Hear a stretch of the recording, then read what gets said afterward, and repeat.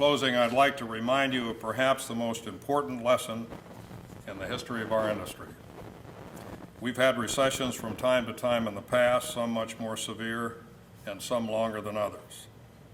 But in every case, the recovery brought us to a higher level of growth and performance.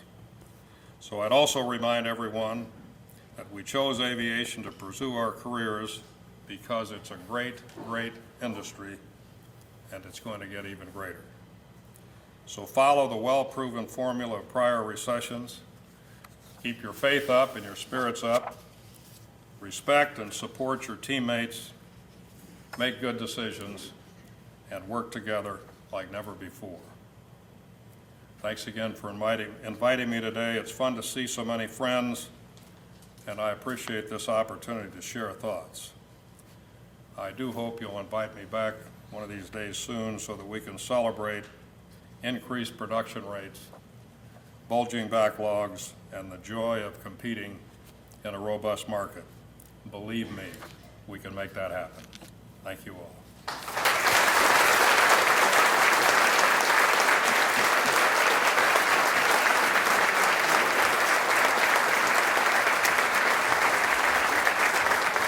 Thank you, Russ. Russ has agreed to take some questions. We've got a little time left, so if you have a question, please feel free to shout it out. Between the two of us, we may have one good ear up here, so. Yeah. You're overstating. And he says we're overstating it. Yes, back there. Thank you, Mr. Meyer. There has been a huge outflow of single-engine propeller aircraft in this country in the last year or so, particularly 150s, 152s, 183s. There seems to be no one who's really looking at a replacement for that part of the industry. Do you think that will come, or will that be left to manufacturers in Czechoslovakia and Brazil? Did you hear all that? Huh? I thought I heard that there's been a significant outflow of single-engine piston airplanes, 150s, 172s, 188s, and so on. And do you think that we are going to see a return of production of those kind of airplanes, or will it go off to places like Czechoslovakia and other countries? No, I think that's a tough question to answer. When we, realistically, we look back at the 1970s and say, wow, 17,000, 18,000 airplanes a year. And realistically, I'm not sure we'll ever come close to those numbers again, because we were dealing in an environment when there were fewer activities for people. The investment tax credit made an enormous difference to individual buyers. Learn-to-fly programs were aggressively implemented by a lot of companies in the industry, some of which are no longer here. So I think and I don't think it's necessarily bad, I think the lower end of our market, while terribly important and certainly still the foundation of our industry and the reason that we went back into single-engine production again at Cessna, when the product liability situation was resolved, is the fact that that's where we clearly learned to fly. Everybody in this room is a pilot, didn't learn to fly in a Citation, they learned to fly in a Piper or a Cessna or whatever.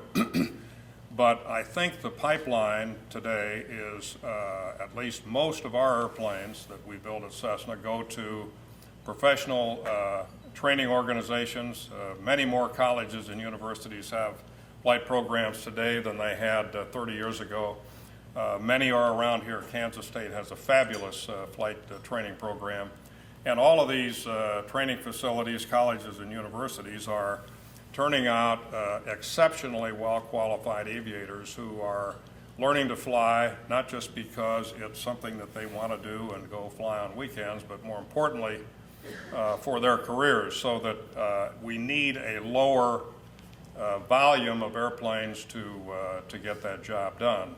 I think most of the airplanes, single-engine airplanes, will continue to be built in this country. There have always been many that have built offshore. Germany used to build a whole bunch of airplanes in France, and we'll see names of companies from around the world, but I think you will see the highest percentage of single-engine airplanes that are used in that environment will be built in this country. Hey, other questions? Yes, sir. Give us your insight on the share business model. Share a business model on, Shares. So flight shares, on flight shares. Fractional shares. Your impression on business model like flight shares. Talk about an industry that has really evolved over a relatively short period of time. We partnered back in those tough mid-'80s with Executive Jet Aviation, which became NetJets, and sold and in fact financed a bunch of citations. When they came out with the initial concept was a quarter share or 1/8 share or whatever, but you bought a share of an airplane and then you paid a certain amount of management fees per month, and that gave you a certain number of live hours. I think everybody knows the basic premise on which it was built. And it was resulted in almost amazing growth for NetJets, for other companies that are now in that business, and of course for the manufacturers. We loved it because we sold a lot of airplanes.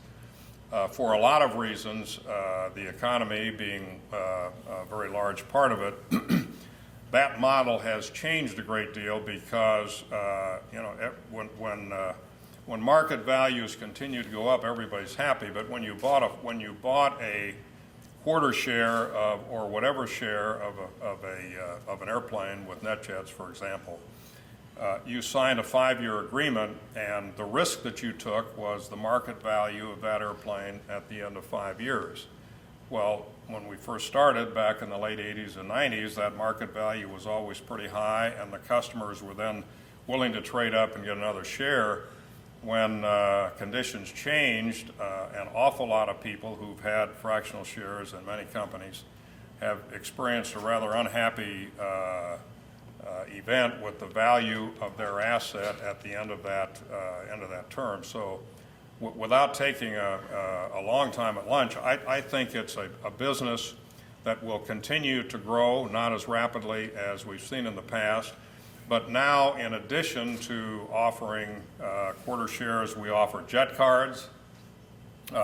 We offer aircraft management programs in which somebody else owns the airplane, and we put hours on it for both them and for other people, which ends up in a very attractive cost. So I think you'll see NetJets, FlexJet, Citation Air, and others continue to learn how best to we are the best in that industry. I mean, I speak for all of them in providing transportation one way.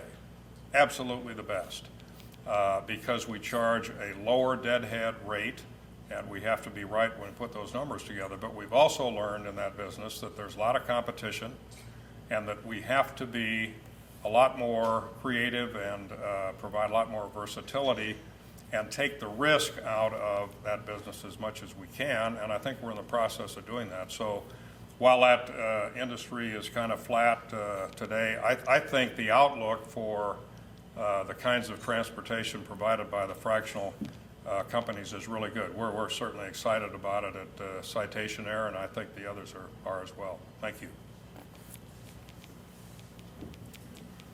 Okay, well, I think that about wraps it up. We're just about ready to close, but Russ, as you know from having come to other meetings, we do have one other item that we like to participate in. That's a little something that we present to our speakers, and since our history is based somewhat on limericks, I think I should try to at least do this.